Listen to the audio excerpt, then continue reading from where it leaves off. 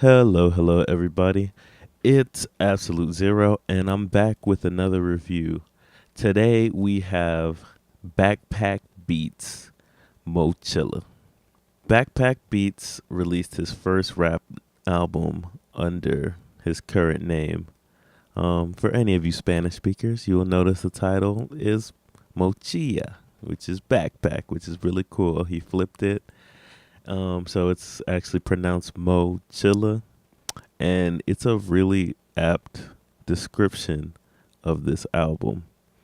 It's a very chill, relaxed, laid back album that kind of reminds me of something that like a Tribe Called Quest. That kind of, not that he sounds exactly like them, but the feeling of the album is really similar to something a Tribe Called Quest would release. Not necessarily that it has the same style, but just the feeling that you get from listening to it. Backpack Beatz is a producer, rapper, DJ from Pensacola, Florida. I first met Backpack back in 2011, and he was rapping under the name Livin Proof. He quickly switched up and started producing under Backpack Beatz. And around that same time, I heard his first release called Ramen and Fruit Punch. Backpack produced the entire album himself. You can easily compare him to other famous producer rappers you might know, like Kanye West, Big K.R.I.T, and J.Cole. I mean, the dude is really on that level. I'm not even like exaggerating. He's a very talented producer. Ramen and Fruit Punch sounded very reminiscent of like College Dropout. The beats were outstanding. Backpack stayed in pocket and delivered some memorable punchlines. It was a very solid project, especially for someone's first project. It was very, very, very solid, and that's a lot of what Backpack's beat style is. Just that like smooth delivery, and then hit you over the head with some punchlines. But unfortunately, after the release of Ramen and Fruit Punch, Backpack Beatz retired the name of Livin Proof and seemed to take a break from rapping, which is unfortunate because I really enjoy his music. He started focusing more on production instead of rapping, and we saw him producing albums for artists like Crimson of Capital Six, Nate Watts, C Red. Backpack also received some placements on Pro Era tracks, which was pretty cool, along with his homeboy Carnage. That dude is also really sick. Unfortunately, we've gone 4 whole years without Backpack releasing a rap project. He did release 2 or 3 instrumental projects in this window, but I always thought Backpack Beatz was a talented rapper, and I wanted to hear more from him. In late 2014, Backpack dropped a new single featuring himself rapping entitled Inshallah. This song instantly became one of my favorite songs from Backpack. The instrumental was hard hitting, the lyrics were incredible. This really got me excited that I might have a new rap album from Backpack Beatz. And my wish was granted. In late 2015, Backpack rather suddenly released Mochilla. Thankfully, I can say that Mochilla is exactly the album I wanted for Backpack. The album has a really laid back feeling, like I said before. Beats have a heavy boom bap influence, and once again, you get that like reminiscence of Kanye, Q-Tip, Peep Rock, Ninth Wonder. It's all kind of like mixed and blended into his style, but it's also very personable at the same time.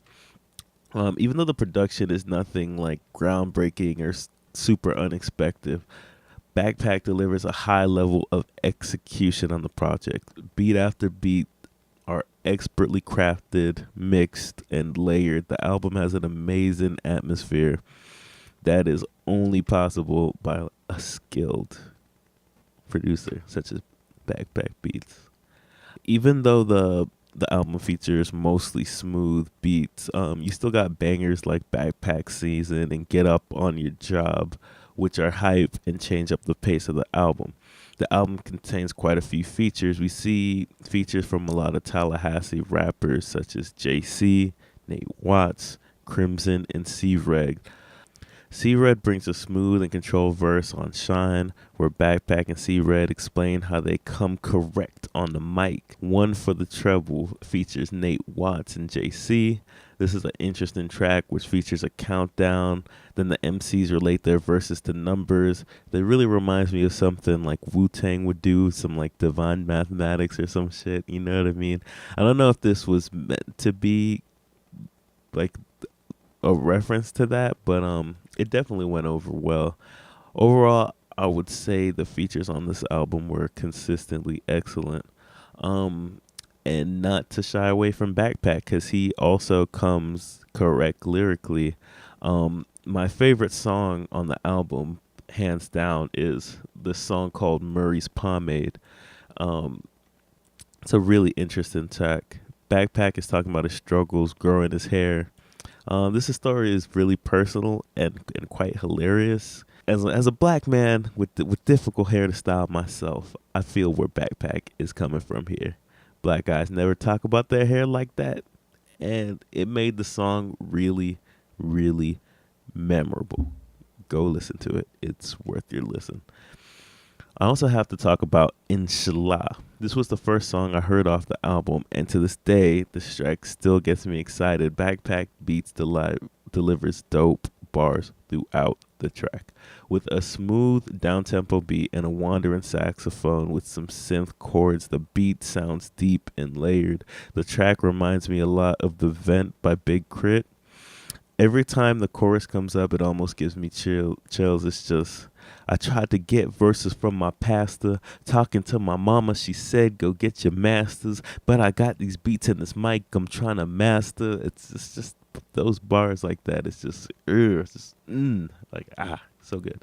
I think the song shows Backpack at his best. Backpack tends to focus on punchlines, being smooth and relaxed. This complements his style with this jazzy instrumental. And I think it's a style that works well for him. If you listen to one track from Backpack, I would suggest Inshallah. Inshallah is also super dope. Even though Inshallah and Murray's Pomade are standout tracks for me, I feel like the whole album keeps a high bar. There's no skippable tracks on the album. Every track is good. Backpack traditionally has a high standard for itself, and this album demonstrates it. The album is smooth, fun, personal, and interesting. For anyone who's a fan of boom bap, classic Kanye or K.R.I.T, or any of the people that I mentioned in this video, I have a hard time seeing why you wouldn't like Backpack and you wouldn't like this album and what he's doing here on Mochilla. The album is pay what you want. You have no reason to at least not give it a listen. I will be putting the link in the description, so please check it out. This has been Absolute Zero, Defender of the Universe, and I'll see you in space. Peace.